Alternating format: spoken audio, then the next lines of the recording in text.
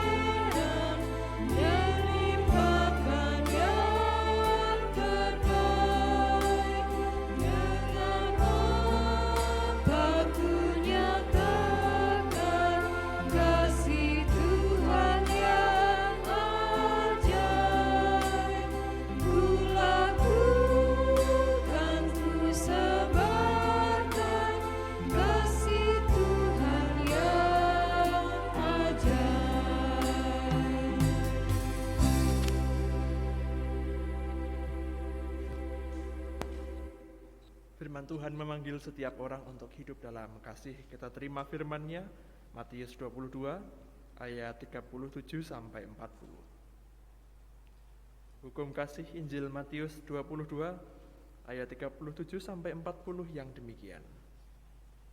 Jawab Yesus kepadanya, "Kasihilah Tuhan Allahmu dengan segenap hatimu, dan dengan segenap jiwamu, dan dengan segenap akal budimu.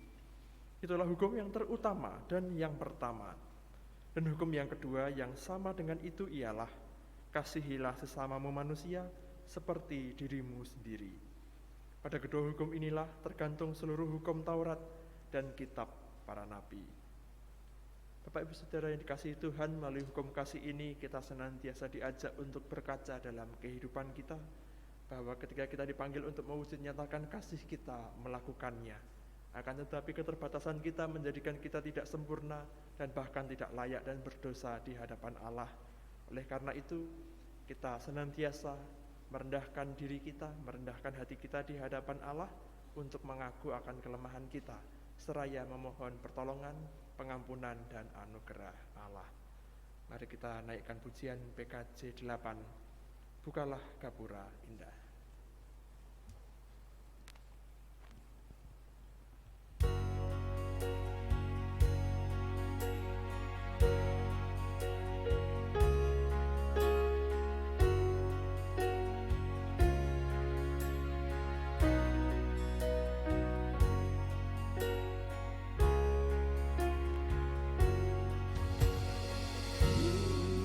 Bukalah gapura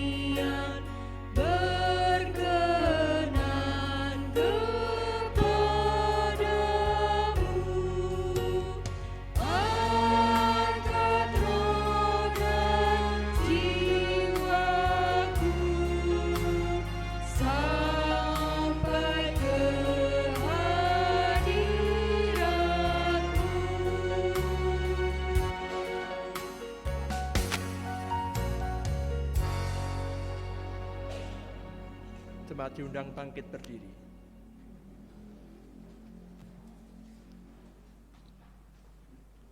Terlebih besar anugerah kasih Allah bagi kita sehingga Allah berkenan memberikan pengampunan serta belas kasihan-Nya yang membuat hidup kita penuh dengan berkat. Kita terima berita anugerah dari 1 Yohanes 1 ayat 9. Surat 1 Yohanes 1 ayat 9 yang demikian. Jika kita mengaku dosa kita, maka Ia adalah setia dan adil, sehingga Ia akan mengampuni segala dosa kita dan menyucikan kita dari segala kejahatan. Kita juga menerima petunjuk hidup baru dari 1 Yohanes 2 ayat 9 dan 10. 1 Yohanes 2 ayat 9 dan 10 yang demikian. Barang siapa berkata bahwa ia berada di dalam terang, tetapi ia membenci saudaranya, ia berada di dalam kegelapan sampai sekarang.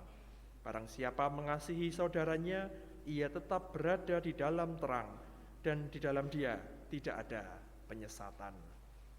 Mari kita naikkan pujian KJ 412 menanggapi firman Tuhan, tuntun aku Tuhan Allah.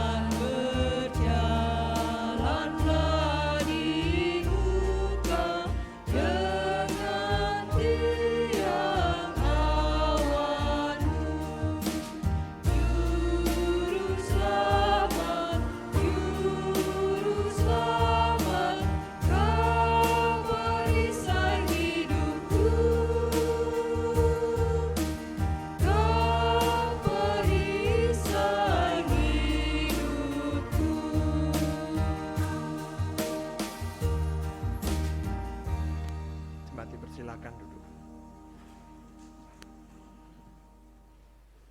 Mari bersama kita tundukkan hati dan pikiran kita bersatu hati dalam doa-doa syafaat kita. Mari kita berdoa.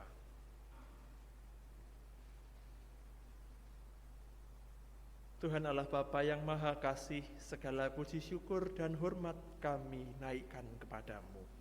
Oleh karena anugerah kasih-Mu, besar kuasa-Mu atas kami, sehingga kami dapat bersama beribadah, kami dapat bersama bersekutu, kami dapat bersama berbakti, mengabdi kepadamu, terkhusus saat ini di dalam ibadah minggu. Semuanya ya Bapa, karena tuntunan kuasa kasih-Mu. Mampukan kami senantiasa ya Bapa, untuk kami dapat hidup mewujud nyatakan kesetiaan kami kepadamu sebagai anak-anak Allah, sebagai garam dan terang dunia. Dan daripadamulah kami beroleh pertolongan, dari Engkaulah kami beroleh tuntunan serta berkat. Oleh karena itu kami menaikkan permohonan kami di dalam doa-doa kami. Mohon berkat ya Allah Bapa bagi bangsa dan negara kami Indonesia, dengan segala situasi, peristiwa, dinamika di dalamnya, baik itu politik, ekonomi, sosial, dan sebagainya. Semuanya kami serahkan ke dalam tangan penyertaan kuasa kasih-Mu. Kiranya bangsa dan negara kami Indonesia dapat merasakan ketentraman, kesejahteraan, kerukunan, merasakan kesatuan, sehingga apa yang kami cita-citakan sebagai bangsa Indonesia terwujud dan boleh terjadi di tengah situasi kondisi masyarakat kami yang majemuk. Mohon berkat Tuhan bagi setiap gereja-gereja Tuhan, sekolah-sekolah, rumah sakit, lembaga, yayasan Kristen, dimanapun berada di dalam melakukan tugas panggilan, tugas pelayanannya. Kiranya boleh menjadi berkat bagi banyak orang, memelihara iman setiap orang percaya dimanapun berada, serta menjadi kesaksian bagi penyelamatan Allah di dalam Tuhan Yesus Kristus kepada masyarakat luas yang belum menerima Kristus. Dan kiranya namamu senantiasa dimuliakan. Terkhusus ya Bapa, kami juga serahkan, kami doakan jemaat Tuhan GKJ Bululor di dalam setiap tugas pelayanan, baik itu majelis gereja, badan-badan pelayanan gerejawi, setiap jemaat Tuhan, setiap kami semua yang bersama beribadah, bersekutu, berbakti, mengabdi kepadamu di dalam jemaat Tuhan GKJ Bululor. Kiranya Engkau sendiri yang hadir di dalam kehidupan kami pribadi, tiap pribadi. Engkau yang hadir dalam hati kami, Engkau yang berkenan hadir di tengah-tengah keluarga kami, Engkau yang hadir di tengah-tengah umat-Mu ini ya Bapa, memberikan berkat kuasa-Mu, memberikan terang-Mu, sehingga hidup kami berlimpah berkat serta hikmat dan kekuatan, agar kami dapat terus menjalankan kehidupan kami dengan baik, dan gereja Tuhan boleh semakin berkembang, semakin dibangun, karena Engkau sendirilah yang memberkati. Kami juga serahkan setiap anak-anak Tuhan yang masih dalam masa tumbuh kembang maupun dalam masa studi pendidikan, dari tingkat dasar sampai perguruan tinggi. Engkau yang berkati agar setiap anak-anak Tuhan bertumbuh dengan iman yang setia, teguh kepada Tuhan Yesus Kristus, mengandalkan Tuhan di dalam kehidupannya, mengasihi keluarga, serta meraih masa depan yang Tuhan sediakan bagi setiap anak-anak Tuhan. Para rekan pemuda dewasa di dalam menentukan jalan hidup, Engkau yang bimbing, Engkau yang tuntun, sehingga hanya damai sejahtera sajalah yang dijumpai. Kami sebagai orang tua, sebagai keluarga, sebagai kerabat, di dalam mendidik anak-anak, di dalam menjalankan keluarga kami, kehidupan kami, rumah tangga kami ya Bapa, Engkau yang berkati dengan hikmat dan kemampuan, juga dengan kesehatan dan kekuatan, agar kami dapat mewujud nyatakan kehidupan yang seturut dengan kehendak-Mu, dan kami dapat menjadi teladan bagi sekitar kami. Juga mohon berkat bagi Bapak Ibu yang sudah lanjut usia atau adiuswa. Kami menyadari usia yang sudah lanjut adalah anugerah, tetapi juga meskipun itu disertai dengan kelemahan-kelemahan fisik, tetapi itu tidak menyurutkan iman percaya kami. Engkau yang menopang, Engkau yang memberkati Bapak Ibu adiuswa, juga Engkau yang berikan kesehatan, Engkau yang berikan damai sejahtera serta pengharapan, sehingga Bapak Ibu adiuswa boleh terus teguh hidupnya di dalam Tuhan Yesus Kristus, dan juga keluarga yang mengasihi, merawat, mendampingi. Engkau yang Tuhan berkati, sehingga sungguh-sungguh cinta kasih Tuhan berlimpah-limpah. Ya Bapak, kami juga serahkan setiap kehidupan kami juga serahkan keluarga kami, rekan-rekan kami, saudara-saudara kami, manakala saat ini sedang sakit dan dalam pemulihan bagi kesehatannya. Engkau yang mengetahui, Engkau yang memberkati, sehingga setiap saudara-saudara kami, keluarga kami, rekan-rekan kami yang sedang sakit beroleh kesembuhan, pemulihan, kekuatan yang dari Tuhan, karena cinta kasih-Mu sungguh-sungguh memberkati, memulihkan kehidupan kami, terkhusus bagi saudara-saudara kami yang sedang dalam pemulihan. Kami juga serahkan setiap kehidupan kami, manakala ada pergumulan, ada sesuatu hal di dalam hati dan pikiran kami, Engkau sendiri yang mengetahui ya Bapa. Kiranya kami dapat menjalani kehidupan kami dan mengatasi setiap persoalan perkara dalam hidup kami dengan terus mengandalkan Engkau. Terima kasih ya Bapa, kami naikkan segala seluruh doa permohonan kami ini di dalam nama Tuhan Yesus Kristus, Juru Selamat kami yang hidup, Juru Selamat kami yang bangkit. Haleluya. Amin.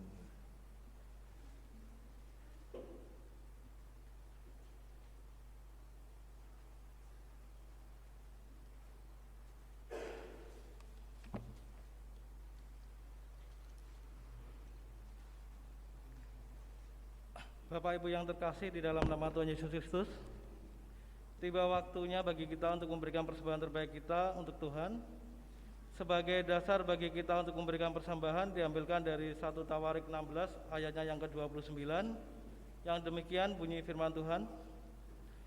Berilah kepada Tuhan kemuliaan namanya, bawalah persembahan dan masuklah menghadap Dia. Sujudlah menyembah kepada Tuhan dengan berhiaskan kekudusan. Bapak Ibu yang terkasih, mari kita bersama-sama memujikan pelengkap Kidung Jemaat 146, bait pertama dan ketiga, bawa persembahanmu.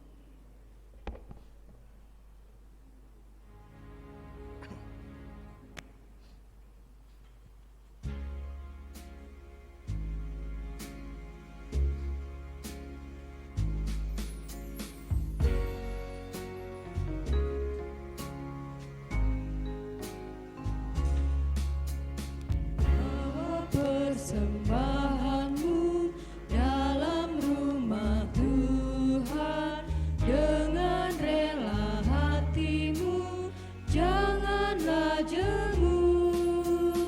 Bawa persembahanmu, bawa dengan suka. Bawa persembahanmu, tanda sukacitamu. Bawa persembahanmu, ucaplah syukur.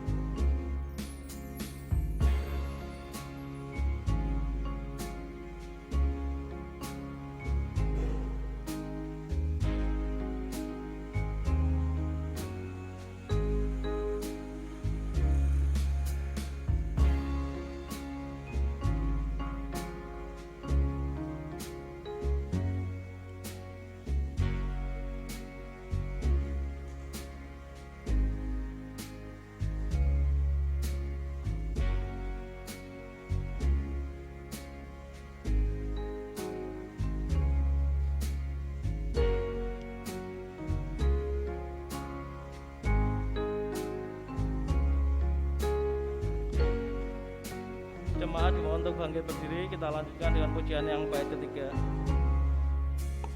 Persembahkan dirimu untuk Tuhan pakai, agar kerajaannya makin nyatalah.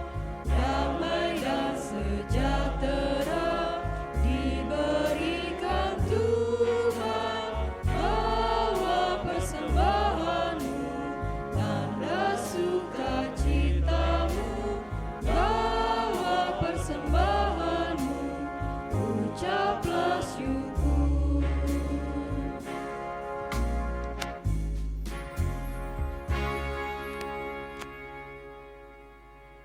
Mari kita bersama-sama menghadap Tuhan di dalam doa. Tuhan Allah Bapa kami yang bertahta di dalam kerajaan surga yang mulia, puji syukur kami panjatkan kehadirat-Mu Tuhan atas kasih dan anugerah yang telah Engkau berikan di dalam kehidupan kami hari lepas hari. Tuhan, kami juga berterima kasih atas penyertaan-Mu di dalam ibadah pada sore hari ini. Ya Tuhan, saat ini kami akan berikan persembahan kami. Semoga Engkau selalu memberkati tangan-tangan yang memberi persembahan ini. Kiranya persembahan yang kami berikan ini Engkau sucikan sehingga dapat menjadi berkat bagi gereja GKJ Mlulor ini dan menjadi saluran berkat bagi saudara-saudara kami. Berkati juga majelis yang mengelola persembahan ini supaya bisa selalu menjalankan tugas dan tanggung jawabnya hanya sesuai dengan kehendak-Mu saja. Ya Tuhan, sebentar lagi kami akan mendengarkan firman-Mu yang akan disampaikan oleh Bapak Pendeta Rivaldi Angga Kurniawan SSI CCM. Berkati dan urapi beliau ya Tuhan, supaya apa yang akan disampaikan hanya seturut kehendak-Mu saja. Kiranya firman yang akan kami terima ini bisa menjadi rema di dalam diri kami, dan Engkau selalu curahkan kasih karunia-Mu di dalam kehidupan kami, agar kami selalu menjadi pribadi yang beriman di dalam kehidupan ini, dan selalu memaknai akan ingatan dan menghayati kebangkitan-Mu. Ya Tuhan, teruntuk Bapak Pendeta Rivaldi Angga Kurniawan SSI CCM yang akan menyampaikan firman-Mu, kiranya Engkau selalu memberkati dan menyertai beliau dan keluarganya dimanapun beliau berada. Pakai ia sesuai dengan kehendak-Mu saja. Tuhan, kami juga berdoa bagi jemaat GKJ Mlulor, kiranya Engkau selalu sertai dan Engkau berkati setiap apa yang jemaat-Mu kerjakan. Berkati juga jemaat-Mu yang belum sempat hadir pada ibadah sore hari ini, jika mereka dalam keadaan lemah, kiranya Engkau berikan mereka kesehatan dan kekuatan. Ampuni segala dosa dan kesalahan kami ya Tuhan. Seluruh doa ini kami panjatkan kehadirat-Mu ya Tuhan. Terima kasih Tuhan Yesus. Dan kami akan berdoa sesuai dengan apa yang Engkau ajarkan. Doa Bapa kami. Bapa kami yang ada di surga, dikuduskanlah nama-Mu. Datanglah kerajaan-Mu. Jadilah kehendak-Mu di bumi seperti di surga. Berikanlah kami pada hari ini makanan kami yang secukupnya. Dan ampunilah kami akan kesalahan kami, seperti kami juga mengampuni orang yang bersalah kepada kami. Dan janganlah membawa kami ke dalam pencobaan, tapi lepaskanlah kami daripada yang jahat. Karena Engkaulah yang punya kerajaan dan kuasa dan kemuliaan sampai selama-lamanya. Amin. Jemaat dipersilakan duduk kembali.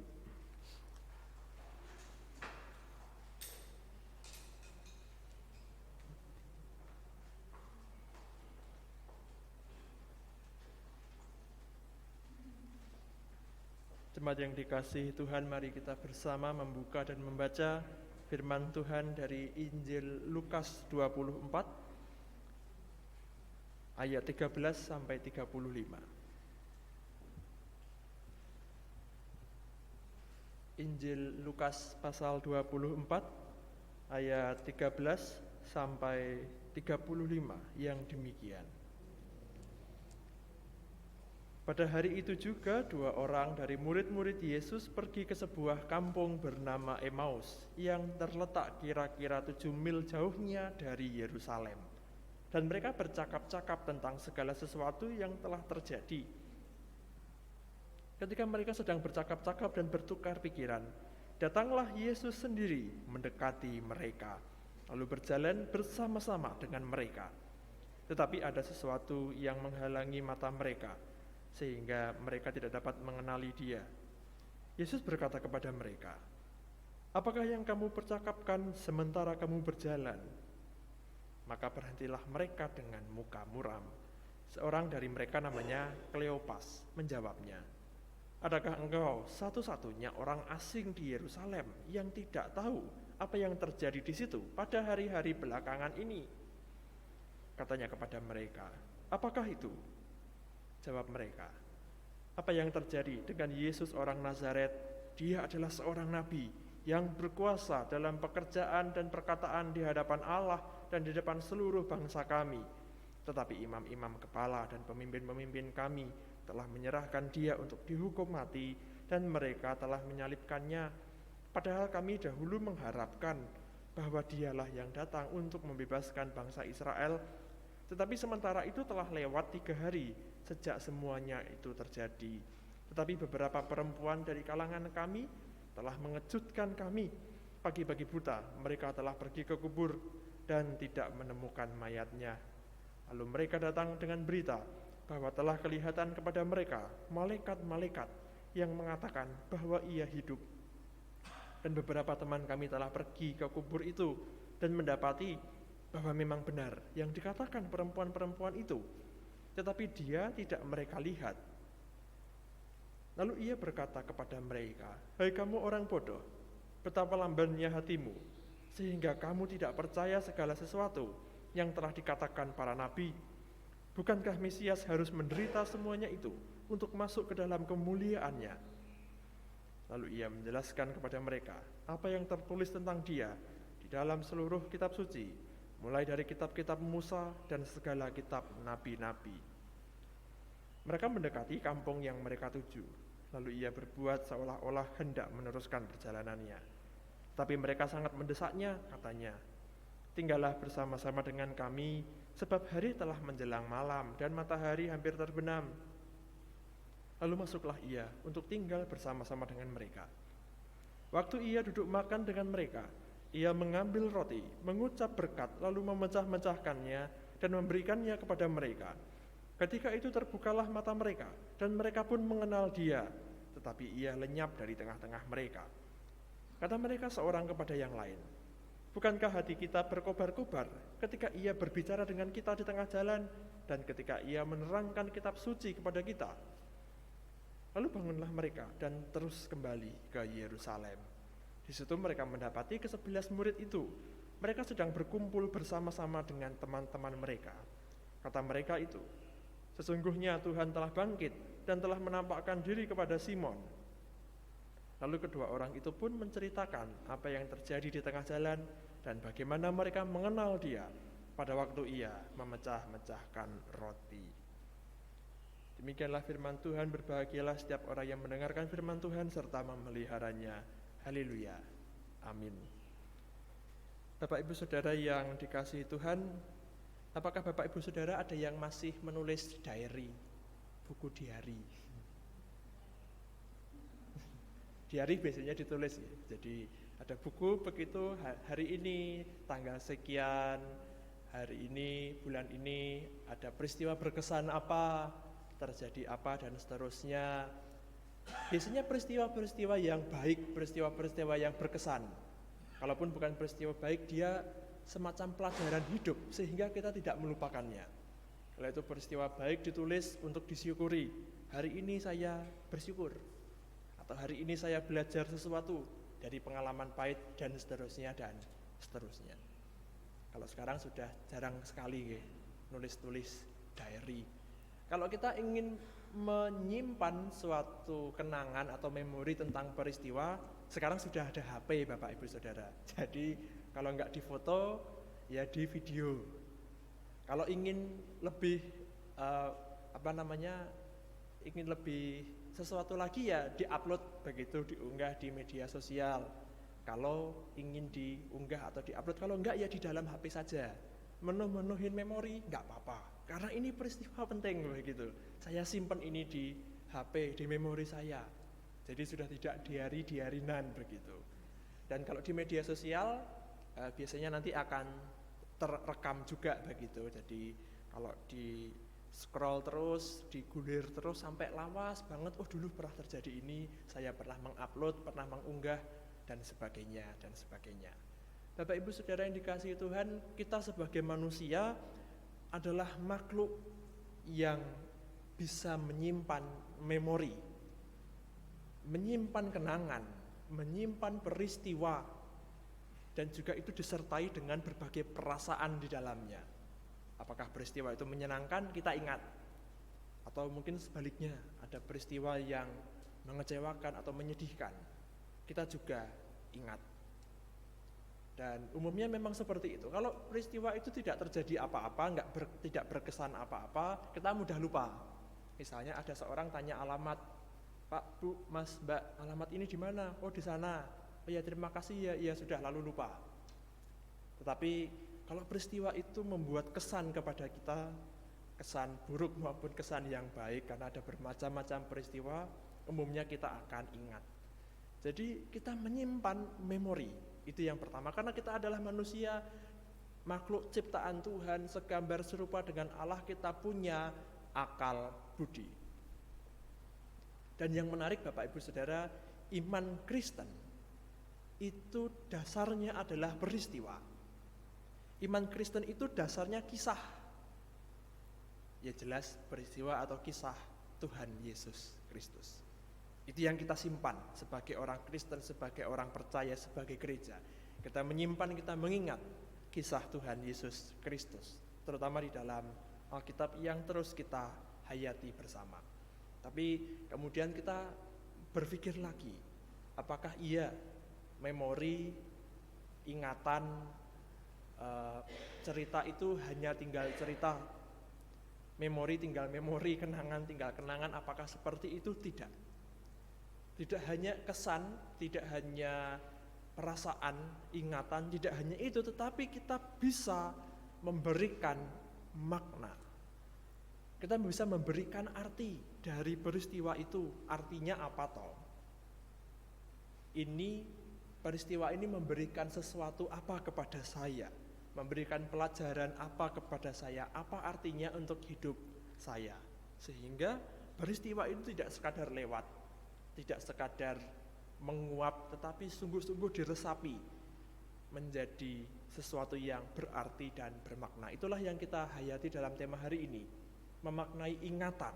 Kita punya memori, kita punya ingatan kita masing-masing, tapi juga sebagai persekutuan, sebagai gereja kita punya ingatan atau memori bersama, yaitu peristiwa Kristus, peristiwa Tuhan Yesus Kristus. Dan yang berikutnya kita akan menghayati juga tentang menghayati kebangkitan, karena kita memberikan makna pada ingatan itu yang kita hayati dalam kehidupan kita. Memang kalau kita menghayati seperti itu Bapak Ibu Saudara, pasti kita punya makna kita masing-masing yang kita peroleh. Kita juga punya apa toh arti kebangkitan Kristus bagi saya menurut dengan pengalaman kita masing-masing, menurut dengan suasana hati kita masing-masing, menurut dengan apa yang kita baca atau kita renungkan. Oh, ini cocok buat saya nih, renungannya cocok, khotbahnya cocok, apa yang kita baca ini cocok buat saya. Menjadi makna atau renungan kita pribadi, tiap pribadi itu bisa bermacam-macam. Misalnya kebangkitan Kristus memberikan semangat buat saya juga harus bangkit. Tuhan Yesus saja bisa mengalahkan kematian, saya bisa menghadapi dunia. Wah, jadi punya semangat, punya kepercayaan diri karena memaknai kebangkitan Kristus sebagai semangat hidup. Misalnya juga memaknai kebangkitan Kristus dengan perjuangan. Tuhan Yesus sudah berjuang, jadi saya juga tidak boleh menyerah. Tuhan Yesus menyelesaikan karyanya hingga akhir, saya juga harus menyelesaikannya dan lain sebagainya. Jadi kita juga punya makna pribadi, tiap pribadi. Dan jangan takut salah Bapak Ibu Saudara. Nanti takut maknanya salah, tanya dulu sama Pak Pendeta, Pak Pendeta kalau maknanya ini benar nggak ya? Ya, jadi sepanjang makna itu bermanfaat bagi kita, itu baik bagi kita, yaitu makna yang benar. Itu dalam kehidupan kita masing-masing pribadi, tiap pribadi. Dan apakah harus punya makna? Ya pelan-pelan saja. Terkadang Bapak Ibu Saudara kita dalam kehidupan ini ada masa-masa ketika mungkin kita sedang jenuh. Ada masa-masa ketika mungkin kita sedang mungkin bosan agak kurang tepat, sehingga saya menyebutnya agak jenuh, stagnan. Dan barangkali itu agak menurunkan semangat sedikit atau banyak, karena merasa ngono-ngono wae. Tetapi ketika kita diajak untuk memaknai ingatan, kita juga bisa dan selalu melakukannya, yaitu memaknai ulang ingatan.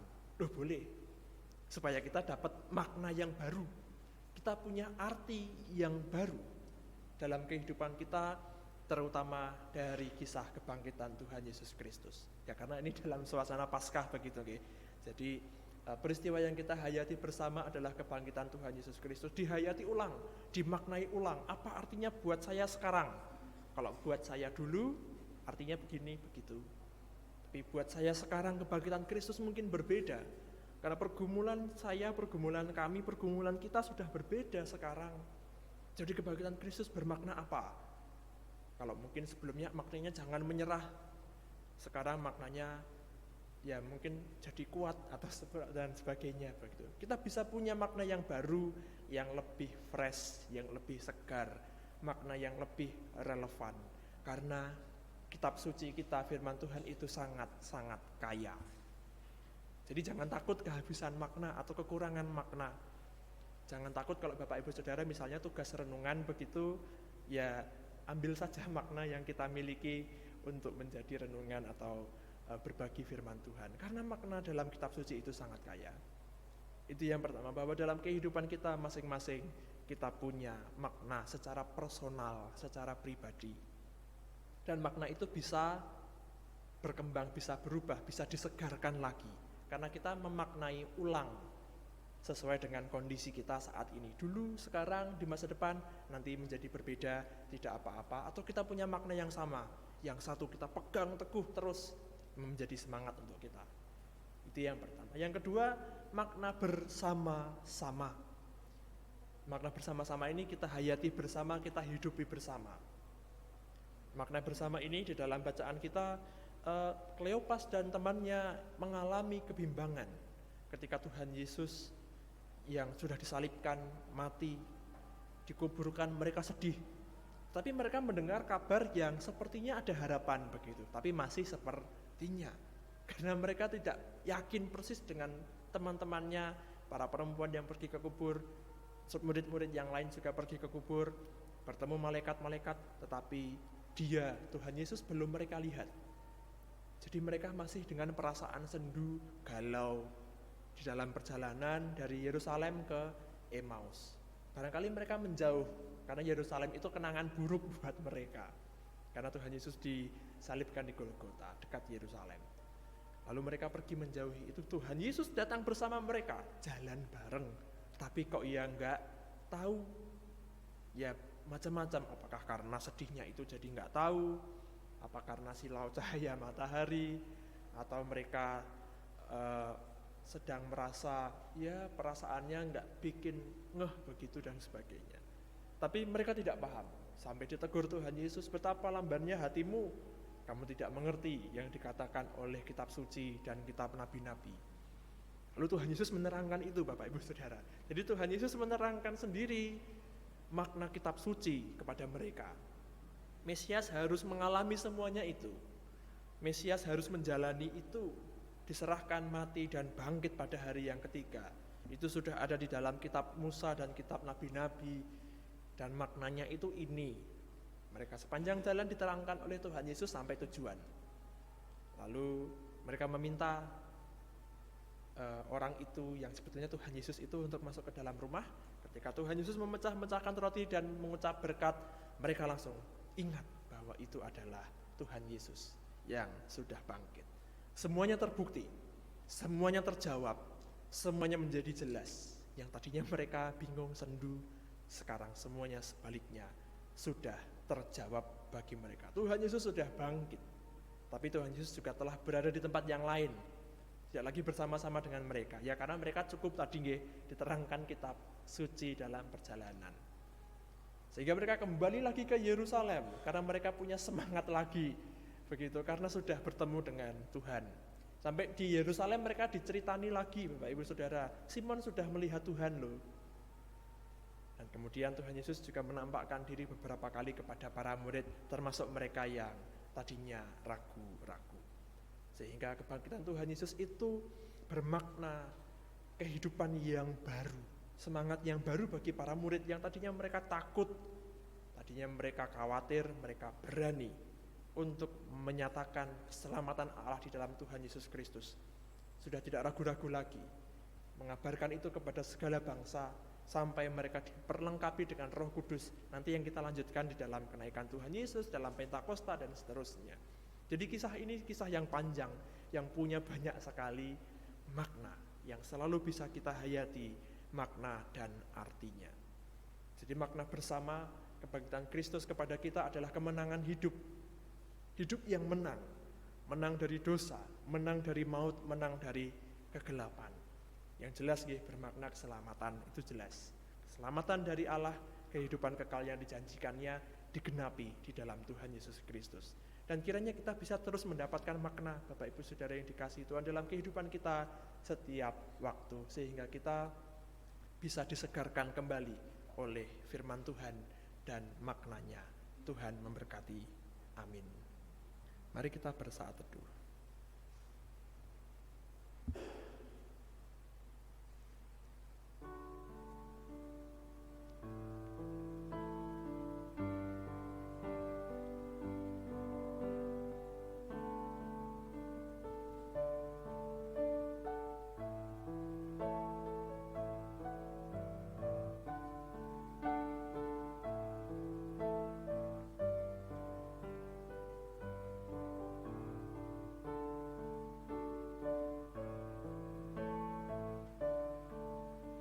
Mari kita berdoa. Tuhan Allah Bapa yang Maha Kasih, kami bersyukur untuk firman-Mu yang telah kami hayati dan kami renungkan bersama. Kiranya dengan tuntunan hikmat dari Engkau, dengan kuasa Roh Kudus, dengan kehadiran-Mu di tengah-tengah kehidupan kami beroleh makna, beroleh arti akan peristiwa Tuhan Yesus Kristus bagi kehidupan kami senantiasa. Sehingga kami semakin diteguhkan, kami semakin dikuatkan, kami semakin disejahterakan. Semua karena tuntunan kuasa kasih-Mu yang memampukan kami untuk hidup sebagai anak-anak Allah yang taat dan setia. Ya Bapa, kami juga menyerahkan kehidupan kami. Seusai dari ibadah ini kami akan kembali ke tempat kami masing-masing. Kiranya kami boleh terus membawa arti kebangkitan-Mu di dalam kehidupan kami. Dalam nama Tuhan Yesus Kristus kami berdoa dan mengucap syukur. Haleluya. Amin. Mari kita naikkan pujian KJ 413, Tuhan pimpin anakmu.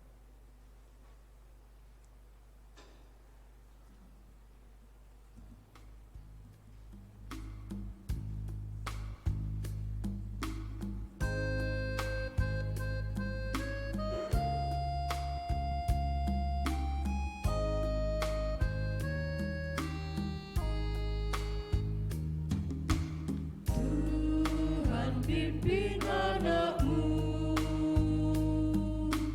agar tidak tersesat, akan jauhlah seteru bila kau tetap dekat. Tuhan pimpin arus hidup menderas, agar jangan ku sesat, pegang tanganku erat.